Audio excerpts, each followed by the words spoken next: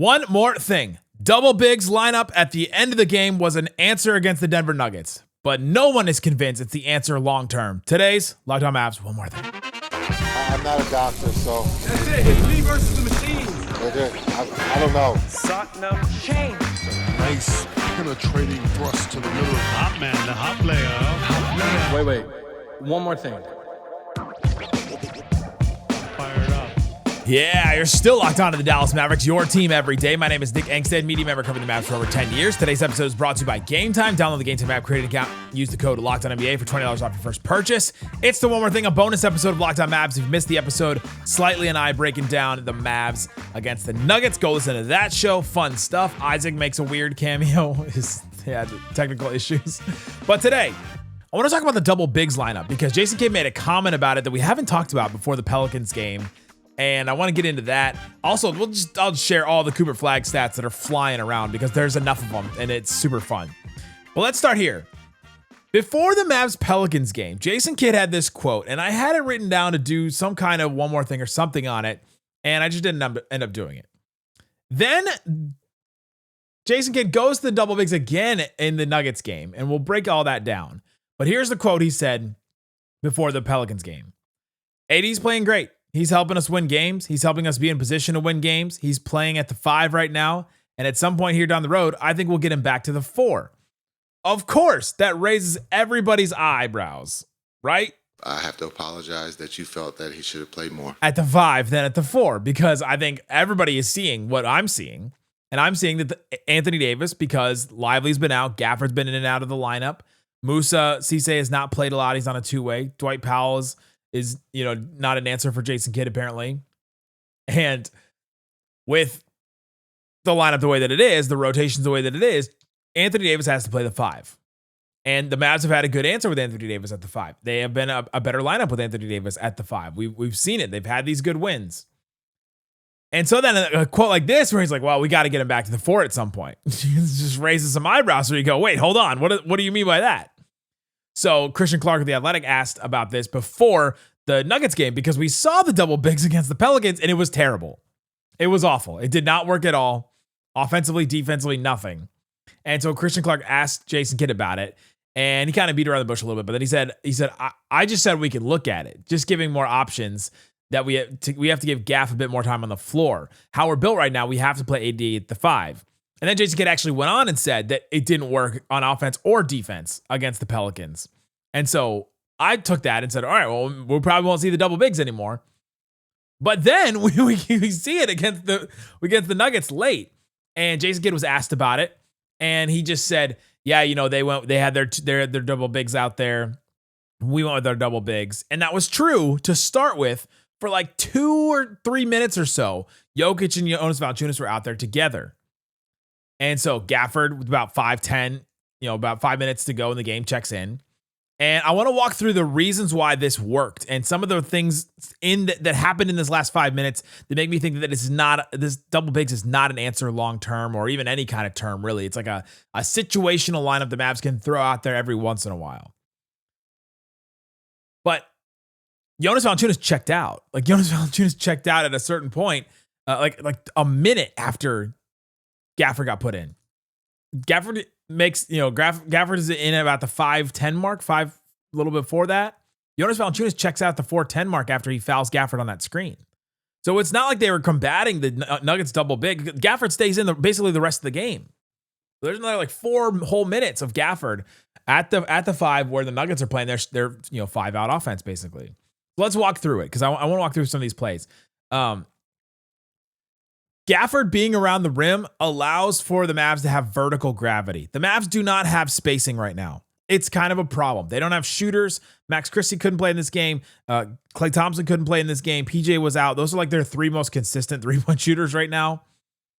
Hardy had to start in this game because of just the lack of players. The players that are left, Ryan Nembhard has not been he's been a solid 3-point shooter, but he's very, very limited attempts. Caleb Martin has been bad. Brandon Williams has been bad from 3. Cooper Flagg, honestly, has been bad from 3 until this one. AD has been bad from 3. And so you're like, all right, well, what are we doing? How are we getting some spacing? Well, you can get vertical gravity if you have another big in there. And so at the 5:10 mark, Gafford makes a really aggressive move. And all of a sudden, now the defense collapsed on Gafford after he makes an aggressive move from one side of the basket to the other. AD then comes over and gets a putback, gets fouled, and that was a good moment. Another one on offense. AD got a jumper over Jamal Murray, and Jokic couldn't leave Gafford under the basket. He couldn't go double AD because AD would just make the easy pass, the entry pass right to Gafford. And so because that's not a guard under the rim, like the guard setting the screen for Anthony Davis, then rolling down the rim, and then you don't really have to care if it's a guard, if it's Nembhard or even Naji down there. But if it's a center like Gafford, you can throw a lob up over the top to him. You can throw him down here, throw it down there, and he'll post up. Like there's more of a threat there, so you get more gravity that way. Where AD got a shot over Jamal Murray after Naji's screen. Flagg got a couple of floaters because you had that extra vertical gravity. I think that's something that matters in this, and I think that's something that the Mavs saw. Flagg had an entry pass to Anthony Davis. Anthony Davis missed a floater. Gaff put it back. That's another one. You have another rebounder out there that's able to put back some of these misses, so you're able to crash the glass. I think that's an advantage that you have with the two bigs. It seems obvious, but in a moment like that, Gafford got a putback dunk, and that was a massive moment in this game. Flagg got another floater over Jamal Murray with 2:35 left on an ISO because AD and Gafford both under the rim and they drew attention, so nobody could come out and help Jamal Murray. And Flagg was able to get a floater right over the top. He ended up missing it, but it still was he was able to get an ISO against him. The Naji 3 with a minute 24, this massive play, I think was because of the double bigs.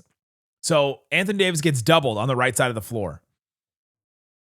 He swings it over to Cooper Flagg. And then at the postgame show, we praised Cooper Flagg for making this read where we threw the ball cross court, Naji Marshall wide open in the corner. Why was Naji Marshall wide open in the corner? Because Gafford was demanding attention under the rim. It's again that vertical gravity. Gafford was under the rim. You had another big there where Anthony Davis, if he's your one big, and then you have like a guard under the rim, they're not going to put as much attention on there. They're gonna be able to help.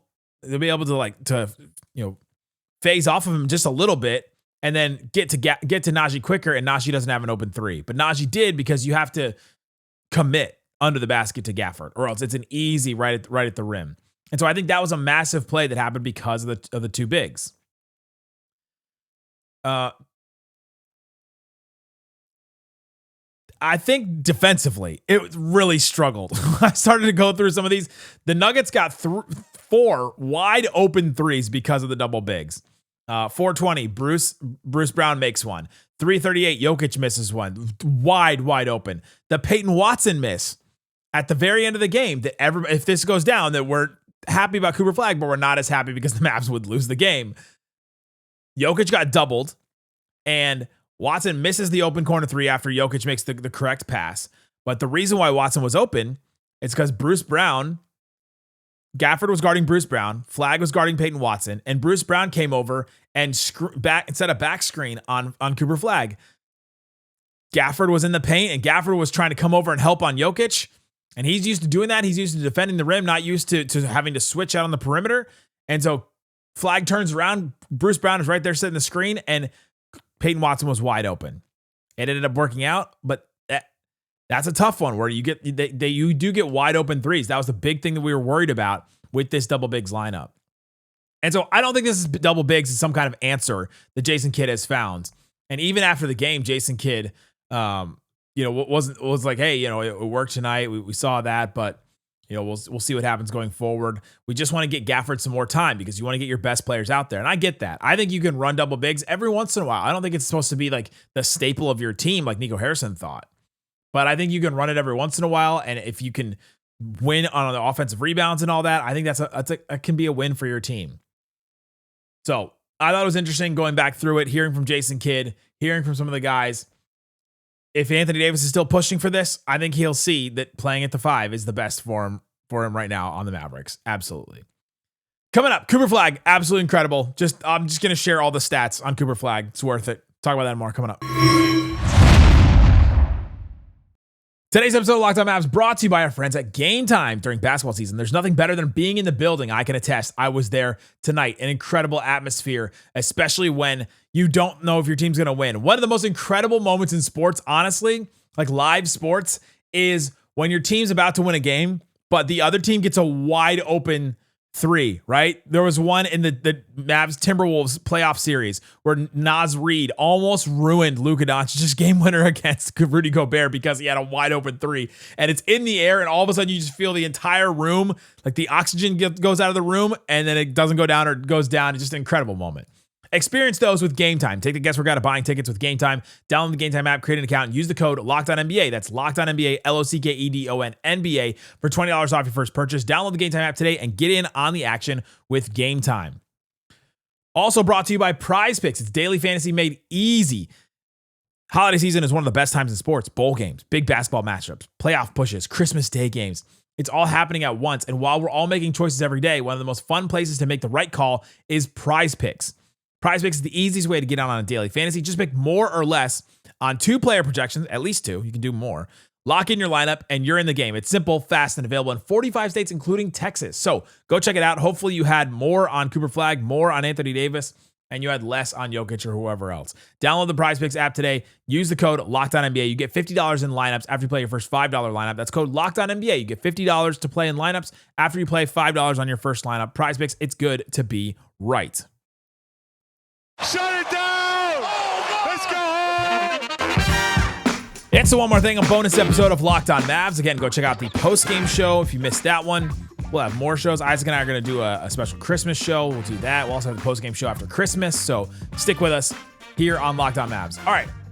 I talked all about the double bigs up top. There's positives and negatives. I think the Mavs can go to it. It sounds like they are going to go to it a little bit more because they want Gafford to be able to play. And Jason Kidd made a good point. If Gafford is only playing the 5 and AD's only playing the 5, you only get to play Gafford like 15 minutes a game. And he's not been playing well this season, but he's definitely one of your best players coming off the bench, especially when you've got this limited of a lineup with all the injuries that they had. Cooper Flagg is amazing.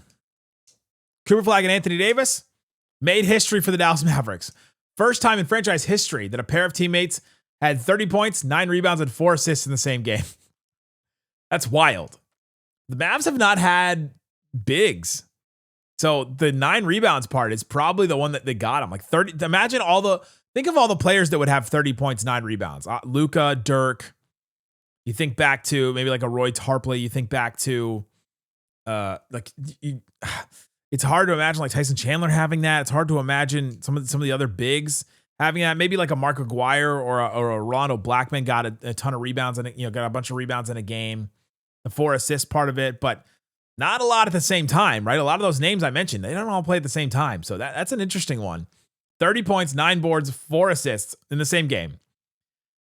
There's only been 2 teenagers ever. So 18 years old, 19 years old, 2 teenagers to ever record a 33, 9, and 9 game. 33 points, 9 boards, 9 assists in a game.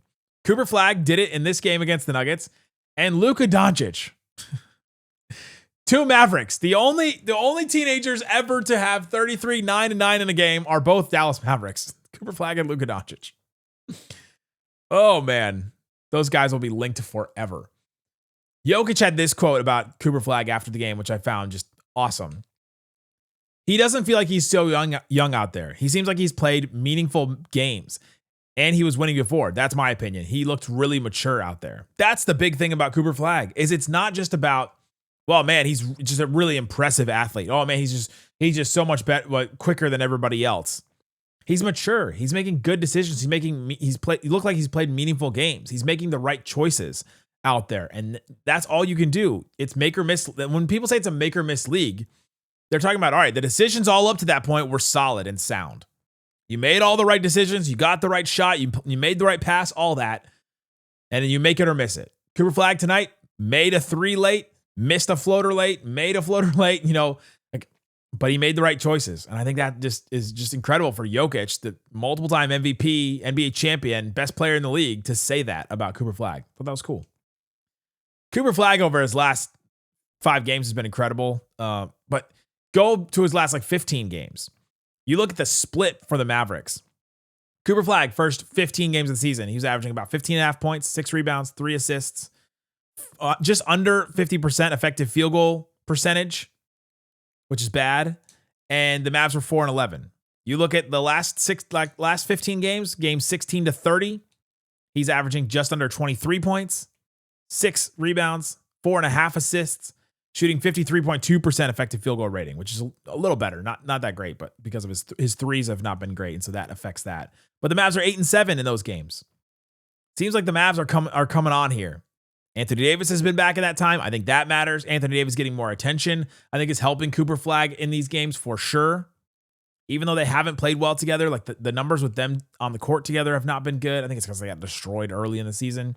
But Cooper Flagg, obviously, he's figured something out, right? All right, here's my last one. If you're still here, you're part of the Raccoon Squad. That means you listen every day, and you're a diehard listener of this show. I'll probably post this as a graphic, but just for you guys, a little sneak peek. First 30 games of their Dallas Mavericks career. Cooper Flagg right now, 19.2 points. He's getting close to 20. That was one of my predictions before the season, is he would average 20 points. I thought that was a hot take. Like, I thought I was going to be way out there, but hey, he's at 19.2 already. 19.2 points, 6.5 rebounds, 3.8 assists, 2 turnovers, shooting just about 49% from the field, 27% from 3, and 80% from free throw line. Okay, remember those numbers. Luka Doncic, first 30 games of his Mavericks career, just under 19 points, so less points than Flagg. 6.5 rebounds, about the same. 4.9 assists, so 1 more assist. 3.5 turnovers, so 1.5 more turnovers than Flagg. Shooting 43% from the field, way worse. Flagg shooting 49. Luka shot 43. 37% from 3, way better, obviously. Luka's 3-ball, that was the one thing we were like, oh my gosh, he can hit these step back threes, and he just like learned it. And 76% from the line, so just about the same. Remember all the things you thought about Luka Doncic, because Flagg is doing all those things statistically, at least counting stats wise, and that's kind of amazing. And so is Cooper Flagg. We'll be back with more. Tomorrow we'll have an episode. We'll also have a post-game show on Christmas Day. Check the links in the description for different ways to follow the show. Guys, thanks so much for listening to Locked On Mavs. One more thing. Peace out. Boom.